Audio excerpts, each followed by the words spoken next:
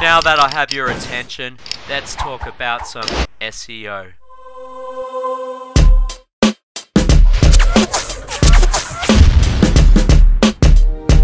Hi guys, it's Andrew here. Today I'm going to be talking about authority site structure. Now I've got this diagram in front of me right now which sort of demonstrates what an authority website looks. Now you've got the main keyword which would be on the home page. Now say for example if this is this SEO area, the most competitive for SEO keywords out there is probably SEO and SEO company depending on what country you're in.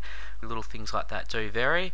So that would be something that you would aim for on the main page. But to build up authority on the main page you need to have substructures. So as you can see there's subsite 1, subsite 2, subsite 3, subsite 4. So you'd probably want to have keywords that relate to that top phrase, like you might have internet marketing, you might have other related keywords like web design and web development are related to SEO in some ways as well because it is part of the process when putting a site together.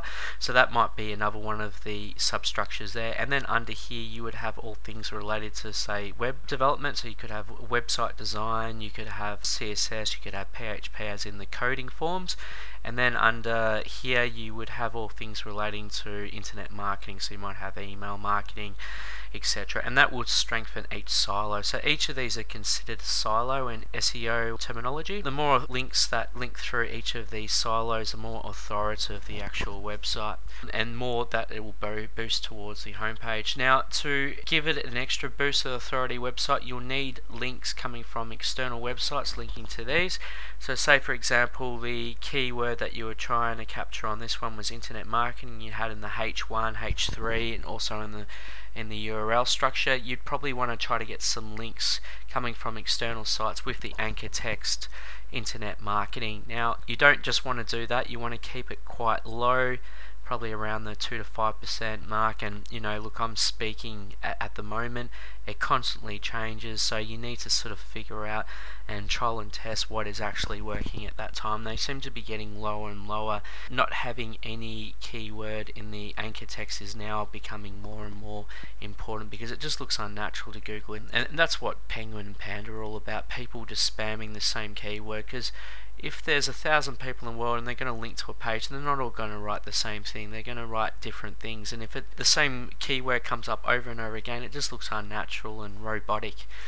So make sure you have some link anchor text variation, also IP diversity when you're linking, as well as link diversity as well. It's got to come from different links to make it look natural. Well, I think that sort of covers like the external backlinking. Now something I haven't touched on yet is the actual internal links from the pages. Now you see there's quite a few arrows which are sort of just going here and there and all over the place. Now this is important to pass the link juice from page to page. Now say for example if this column, as we spoke about before, was on like web development, web design and related things like PHP and CSS. Say for example on this page we had a contextual link that wanted to talk about something to do with email marketing. Say that page there was about internet marketing, we can have a link within the body of the text which links through this page into here. And this is what basically Wikipedia does. So if you have a quick look at Wikipedia, you can see how they've got all these contextual links everywhere. Anyway, I went through that in an earlier video, so I won't go too much into detail about that, but all it is getting links from pages to pages. This can be done manually. There are some great plugins under the WordPress plugins which basically does it all for you. So all you need to do is type in the keyword and what URL you want it to link to, and every single page that has that keyword will link through to that page. Now you can set it to a maximum of 3 times, so if that keyword does come up more than 3 times on the page, it will just find the first 3. Anyway, I think that sort of covers a bit about site structure. Say for example if you were starting a big car site, you could make it the brand names of the cars at the top, so the main keyword would be cars or car sales or something along those lines, and the sub pages would be whatever the car makes are. So you could have Ford, Toyota, Mitsubishi, Mercedes-Benz, and then under here you'd have all the sedans, you would have the wagons in that area as well. You know, that would just add more authority. And when you get more and more, say you're selling cars, when you get more and more cars in, then you just keep building the site out. and eventually you just get a bigger and bigger authority site till it gets to the point that it's like an Amazon, or set out structure wise like a Wikipedia. So it's definitely a better strategy than making a whole heap of mini sites. The days of the mini site are pretty much over.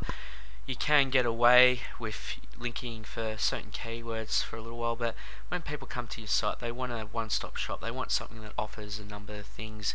If they're going to come to your site, have a quick look around, and you do not have what they need, they will not bookmark your site, and they'll probably never come back. And returning traffic is one of the indicators that Google will be looking probably more and more into in the future. If you get people coming to your site once, bouncing off within a few seconds, it's just not a very good indicator to have on your website, and you can't expect that website to last very long. Anyway, enough about that. I think that sort of covers the point. Thanks enough for that. You have a great day. Thank you very much. Bye.